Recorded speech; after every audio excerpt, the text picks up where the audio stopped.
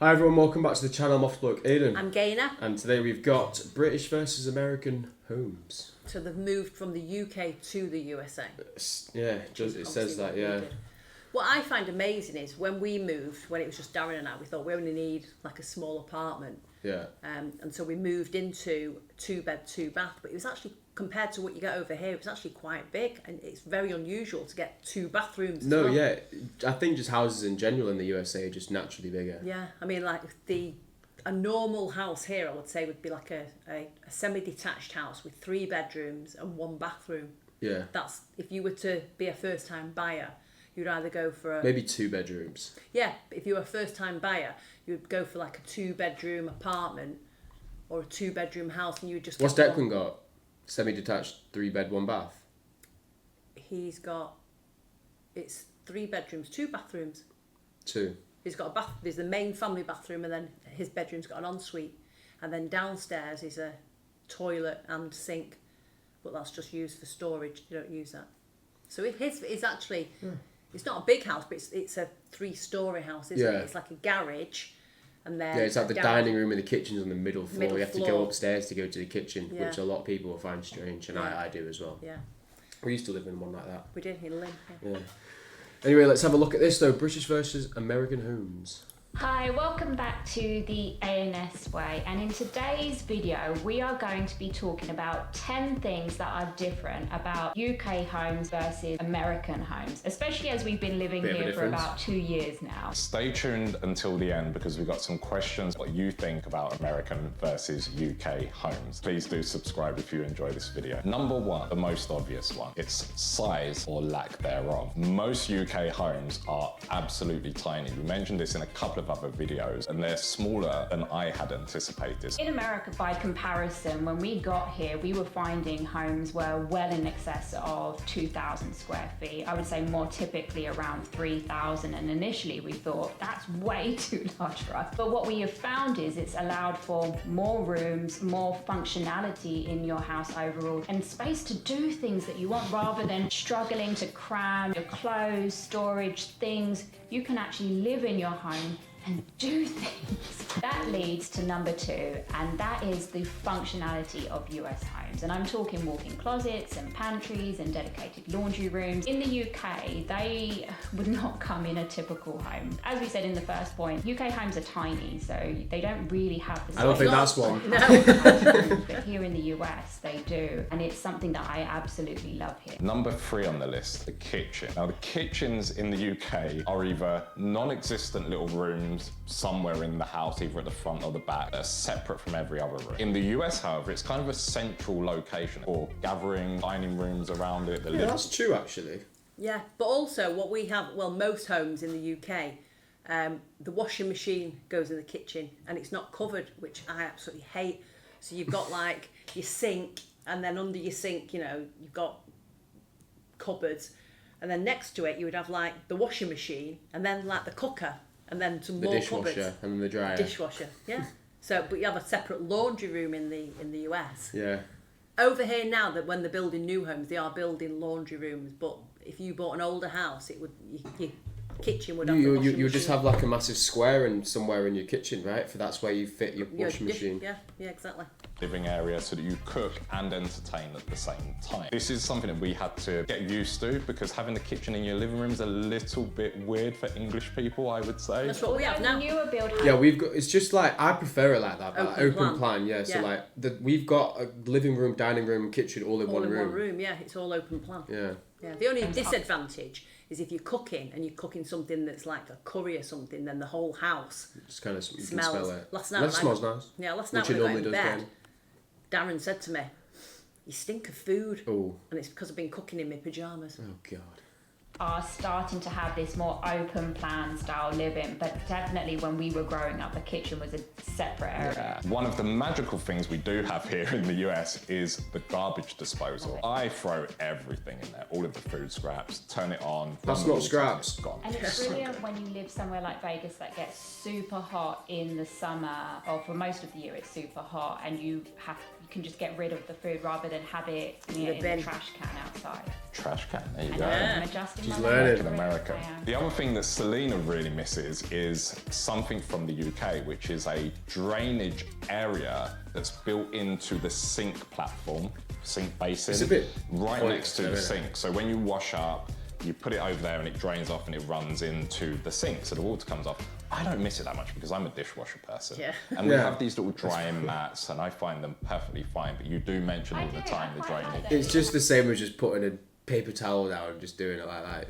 Well, we have a drainage mat where we Yeah, I know, but it's like there's not much. Sometimes I won't even use it. Well, you don't. You just put everything in the sink, and somebody No, miraculously moves it into the dishwasher. That's not true. I cleaned it all the other day. How You does should have that seen in it. the UK homes? Not We've even got using the some shops dishwasher. who share that here. And the final thing, which we've mentioned a couple of times, but I think it's really important, pantries.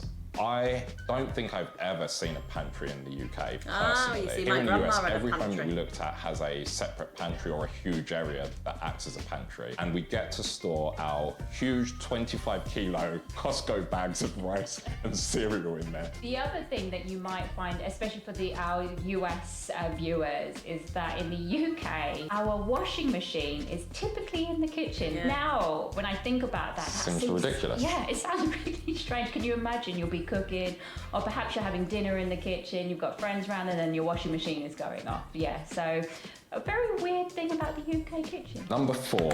One of the things that I loved about one of the houses we lived in the US was upstairs was a door, a bit like we've got now with a washing machine and dryer on top of each other. But it was upstairs, which I thought at the time, why would you have the washing machine and dryer upstairs? But when you think about it, All the clothes are going to stay upstairs. yeah, they're going to go up, so it's perfect. You know, you do your laundry upstairs from the washing basket, and then Yeah, if you're just bringing clothes up and down, if they're on the bottom Yeah. floor, aren't you? yeah. So that was something that I was quite impressed with. What is bathrooms or bathrooms, as they said in the US. They pronounce their THs. So many bathrooms. We have 3.5 in here, and I think in the last place that we stayed was 3.5. All of the homes that we looked at had between 3 and 5 bathrooms. They are obsessed. In the UK, you'll be lucky to have one main bathroom and maybe, depending on when your home was built, an ensuite, maybe. Maybe, yeah. Certainly when we were growing up, that just wasn't the norm in houses. But since the 2000s, they started building the new homes started having an ensuite. But even then, the ensuite bathroom was tiny and Comically small. comically small, where 2 of you cannot be in there at the same time. There would be one sink, and that's another main difference. Here in the US, their en-suites really do cater for 2 people. They have double sinks, and that would really be a luxury in a UK home. Actually, when I went to Double one of my sinks. colleagues' homes, her shower was so large, it was larger than one of my friend's bedroom. The shower space. That's how big it is here. I don't know if this is the same across the US, but one of the biggest things I found strange with the bathrooms here, especially the ensuite, was that they don't typically have a door, and that for me is very different from the UK. What? UK, you will always have No, a I'd 100% have to open one of them other doors. And do you know what I mean? Even if you're on your own. Nah, I guess not. But like, that's just weird. You're having a bath and you're just looking straight into your bedroom. Yeah, but also in a lot of hotel rooms now, they have a like a glass wall so you can see into the bathroom. So we'd gone away, me and Dad had gone away, and I can't remember where it was. Is you have to press like a button and then you like lock when it locks it goes like Opaque. thingy. Yeah. Yeah, well this one had a like blinds, but the blinds were up and I didn't realise that the blinds were up. So I woke up in the morning and I opened my eyes and I could just see Dad sit on the toilet. Did he not know? We didn't care. Oh right, that's fair enough. I was like, I said to him, we finally found the blind that came down, but I said to him, go sit on the balcony, I'm going to the toilet. You're not sitting there and watching me sit on the toilet. door to your ensuite or your bathroom. At number 5, parking. And this may surprise our American viewers, but in the UK, parking can be a real issue. And it's something that we suffered with when we were looking at new build homes, in particular where they wouldn't have a driveway. So you would be assigned a parking spot, maybe 1 or 2, depending on the size of the home. But that was really something that you had to consider when buying a new build, is whether you're even going to have a space to park park your car. Before moving out here, we bought a 3-bedroom family apartment, and you have one allocated space, and that was it. There was no option to buy another one. And this isn't just places that are dense cities. We lived out, much further out from the city of London. So it's quite an odd way to live in the UK. America, by comparison, has excessive space. Especially here in Vegas, you have ample room to park your many, many cars, trucks, boats, jet skis, motorbikes, RVs. At number 6 is garages. In the UK, it's kind of a mixed bag. Older homes tended to have garages in which you cannot park modern cars because they were built for things like minis, metros, which most cars are too big now, so you can't actually get in and open the doors. So you could buy an older home, have a garage, you can't park your car, so they tend to be used as storage. Newer build homes, depending on where you are, as we mentioned, will either have no spaces and no garage, or we did buy a home in 2015 which did come with a garage that was big enough for a car and 2 tandem parking spaces. Which is quite rare. It's very rare, especially the closer you get to London. America, on the other hand, it's integral to their home design. They generally will have a double garage that fits within the home footprint. So instead of it being external to the house, it'll be built into the home. And they can genuinely be bigger than a UK apartment. I think this is a small one, it's about 400 square foot. Some of the ones that we looked at were maybe 500 to 600 square foot, which I'll throw something up on the screen. A UK apartment can be 600 square foot. At number 7, we have getting your mail. And this is something that I definitely miss about the UK. In the UK, we have mail that just comes through the door. It's wonderful. You do not have to go anywhere. You hear when the postman arrives, you get your letters. Here, we have to trek about a block to go and get our mail. And it's a discussion every day of, have you been to check the letterbox yet? In the UK, it's so... What do you mean a block? I thought you just had to go to the end of your road. No, when I lived in Canada, I lived in Oshawa in Canada, and I used to have to walk round the block to this, it was like big silver boxes, and you had a key, like we have a key for ours, but you had to walk all the way around to the mail box, unlock it and get your parcels. So they're more like P.O. boxes that I would see at the end of like your lawn.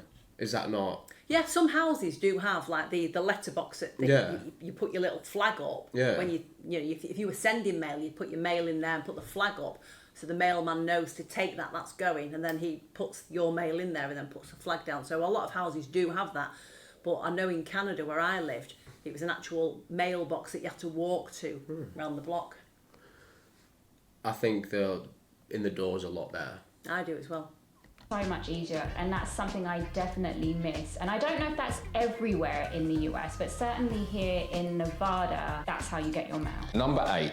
Temperature control, and specifically temperature control rather than heating, because in the US, at least in the parts that we would choose to live, nearly every home has air conditioning. Now, to a UK person, that generally means cooling the home. The way it works here in the US, which is new to me as well, it's amazing. Air comes from the sky, so it cools and heats. They're separate units. One's a gas burner or furnace, and one is an air conditioning unit that cools down, but it keeps and maintains the perfect temperature all year round. Really hot summers, which we get here, 46 degrees Celsius, it's perfect in here. And when it's cold, it takes, how long would you say to warm up in here? 10 minutes maybe? 10 minutes at most to warm the whole house. This leads us on to how it works in the UK. Horribly. So we've got, in our apartment, we've got underfloor heating, haven't we? If you go in the bathroom, the floor's like really warm. And we also have AC in the lounge area. I wouldn't say like that is like a one-off though. I don't think I've ever been to another house in the UK that has air conditioning. Well, the house on Hale Road had air conditioning downstairs. Well, I don't remember that. You don't? No. You not remember it? The one where we had all the red couches? That room right at the very bottom had an AC unit, same. Well, they're both... weren't they brand new builds? Yeah, new builds. We were the first person that lived in both of them houses. Yeah. If you look at a house even from 20 years ago, I doubt they've got air conditioning. Oh no, they don't. Most houses, I'd say 90% of houses don't, because you don't need it. Don't get that hot here. That's what I would say. We have radiators, which firstly, to me, are an eyesore, and I know we've done a lot better job of the modern panel ones, but they're an eyesore, they're in the way. I think they're filled with water, a boiler heats the water up and it comes out, and 2 hours later the house might be livable. I had no idea, I thought the radiator system was quite good until we got here. But trust me, heat from the sky is where it's at. I love it. At number 9, we have Gardens versus backyard. In the UK, gardens are like a national treasure for us. They're lush and green.